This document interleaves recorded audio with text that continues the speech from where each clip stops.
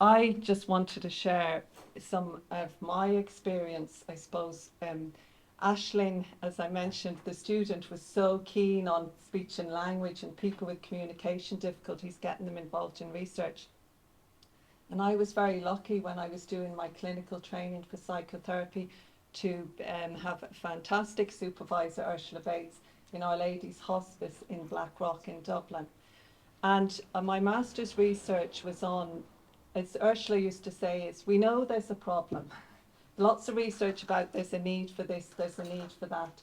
But how can you solve it? What can you do to support people?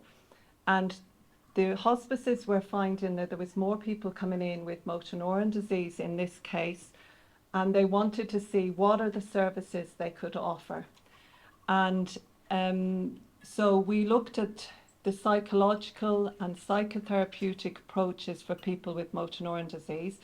I was going to interview all those people that are involved in that delivery that might work in the hospice or in the community. But we really wanted to involve the public and patient in guiding that type of research. So I worked with a lovely lady called Kathy. Kathy had multiple systems atrophy. And at the time, she was having respite in the hospice and she was also receiving palliative care at home.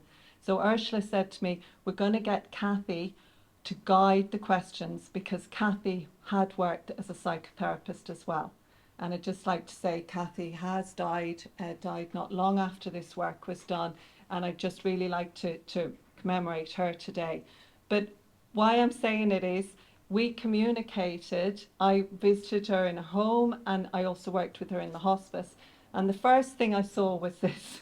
And I know there's a lot of speech and language therapists here who will tell you they know what that is. And I hadn't a clue. And it's a light writer. And people can press the keys. Kathy had very limited mobility on one hand. She was able to press the key and then it will, sentences, it will predict text and then it will voice what she's saying or you can see it coming up. So I remember when I started working with her, I was really anxious, felt totally out of my depth, thought, oh my God, she's given me her time. Her time is very precious. Does she really want to do this? I'm really novice at this.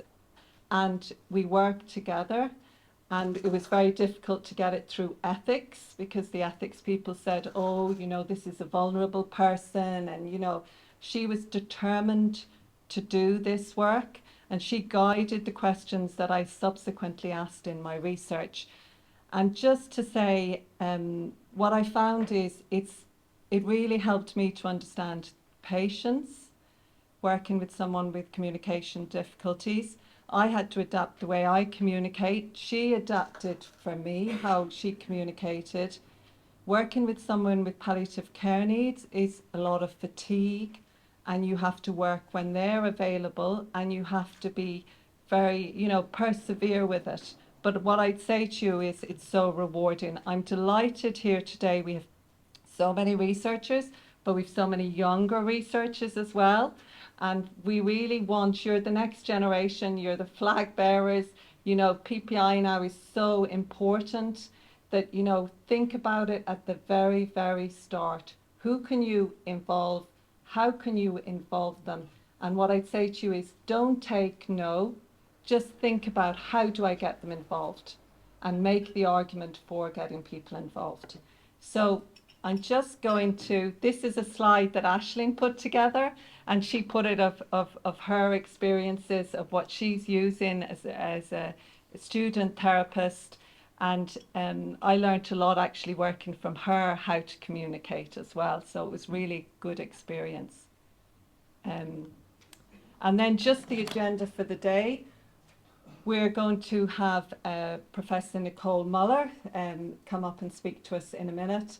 And then we're going to have 2 sessions where we're going to have people working together in research with MK Clancy and Leslie Doyle. And we're going to have Michael Griffin and Yvonne Fitzmaurice as well. And that will be really interesting. And then we're going to have lunch But before that, I meant to say we are having a tea and coffee at 11:30. So if anybody feels, I know the breaks are very important. We're going to have a panel discussion, and Karen Charnley, the director of the Institute, is going to chair that. And then we're having an open session, which will be back to you, because we have a really diverse group here today. We want to capture your perspectives and opinions. And my colleague Eva Brangan is going to lead on that. So we'll be doing some group work. And then Carol Kelleher from UCC is going to close. And I don't know.